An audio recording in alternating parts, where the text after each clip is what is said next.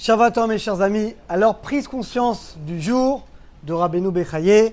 Le cours d'aujourd'hui est dédié pour une grande sadéquette, Madame Hana Cohen de Charedi France, qui a organisé des très très belles campagnes pour nous.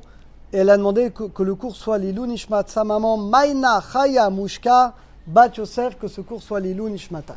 Alors écoutez bien, on a dit combien on doit remercier Hachem, qu'on était une petite goutte de rien et qu'Hachem nous a créé de rien. Après, on a parlé combien on doit remercier Hachem, que nos membres fonctionnent bien.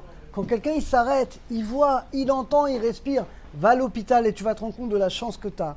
Combien finalement, toute la tchouva, c'est prendre conscience des bontés d'Akadosh Baruch Hu. Et le manque de tchouva, c'est qu'on n'a pas assez conscience. Donc là, c'est que des prises de conscience pour réveiller toutes les bontés qu'Hachem fait envers nous. Et là, c'est la quatrième. Dit Rabbeinu Bechaye, un homme doit réfléchir à toute la bonté qu'Hachem fait envers nous. Il nous a donné les deux mondes. Et là, mes chers amis, c'est incroyable. Hachem nous a créés. Il aurait pu nous créer que pour ce monde-là. On est là quelques années, après 50, 60, 110 ans, 80 ans, 90. T'es plus là? Hachem, non. Il nous a créé l'éternité. Mais est-ce que vous vous rendez compte? Il nous a donné à chaque personne, chaque homme juif, grâce à la Torah, l'éternité. Mais vous vous rendez compte? C'est-à-dire que Hachem nous a donné ce cadeau qu'on devient comme lui, éternel. On vit en dehors du temps. Il y a ce monde-là, et il y a l'Olam Haba, il y a le monde futur. La Siri Vrono et Akadosh Baruch Hu, il a enlevé l'opacité de la matière, du temps. Il nous fait devenir hors du temps comme lui. En fait, comme vous y réfléchissez, les amis, mais c'est incroyable. Hachem, il nous crée. Ça suffit pas déjà à toutes les bontés qu'il nous crée dans ce monde. Il nous donne la vie, la santé, la parnassa. Mais il nous donne le plus beau cadeau, si tu réfléchis, c'est d'être éternel comme lui. Est-ce que vous vous rendez compte? Vous vous rendez compte qu'on est éternel par le mérite de la Torah qu'on étudie, de la Torah des mitzvot qu'on pratique, on devient comme Hachem, éternel. On n'est pas limité dans le temps.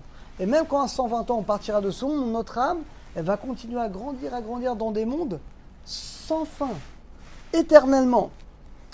Alors il dit combien on doit remercier Hachem. Vous vous rendez compte que Hachem nous permet de réussir dans ce monde-là, mais surtout dans le monde futur qui est le vrai but.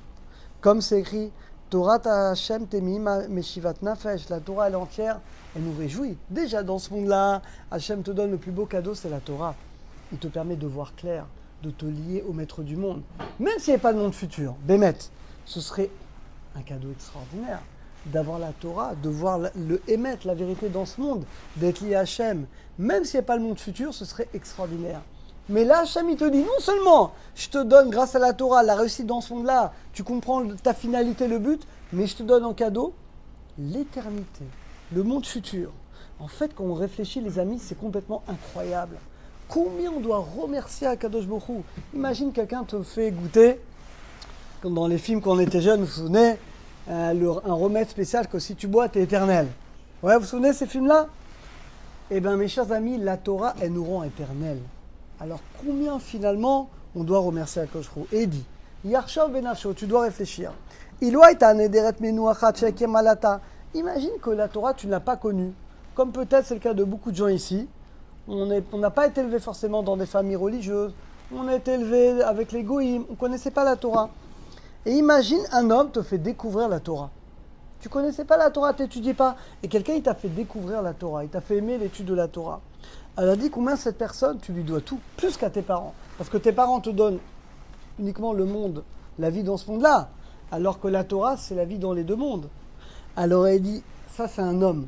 Il dit, à plus forte raison qu'Akadosh Baruch Hu, lui, il te donne tout.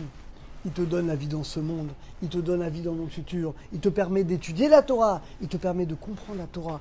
Combien tu dois tout à Hachem et combien tu dois l'aimer d'un amour infini. Améat, il dit, le peu qu'on a, c'est de le remercier. Alors comment on remercie Hachem? Eh bien on fait tchouva, mes chers amis, c'est ça la tchouva.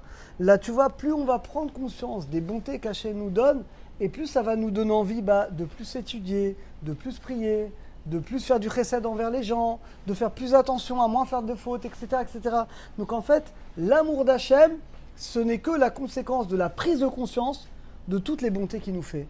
Et vous voulez la vérité, vous savez pourquoi nous on fait pas, malheureusement, pourquoi on ne fait pas tchouva comme il faut? En réalité, le pire de tout, c'est ce qu'on est. On est ingrat. On est ingrat, comme un enfant. Un enfant qui a un gras envers ses parents, il ne remercie pas assez ses parents, il ne se rend pas compte de ce que ses parents font pour lui. Et des fois, il faut attendre très longtemps qu'ils grandissent, des fois même où il se rend compte, waouh, mes parents, ce qu'ils ont fait pour moi. Eh bien, on est ingrat. On est ingrat envers Akadosh Baruch Hu. Et comme on n'a pas conscience de tout ce qu'on doit à Hachem, on dira, ça c'est trop dur, et ça j'ai pas le niveau, et ça je peux pas. On s'invente des lourdeurs, des excuses, de lourdeurs pour ne pas réaliser la Torah comme on devrait. Et bien nous dit Rabbeinu Bechaye, la clé de la tchouva c'est ça, c'est la prise de conscience des bontés d'Hachem.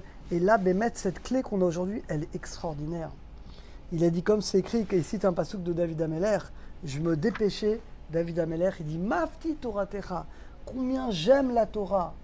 Parce que la Torah, encore une fois, grâce à ce cadeau, c'est la vie, la réussite, et dans ce monde-là, et dans le monde éternel. Alors mes chers amis, c'est la réflexion d'aujourd'hui qu'on va essayer d'avoir.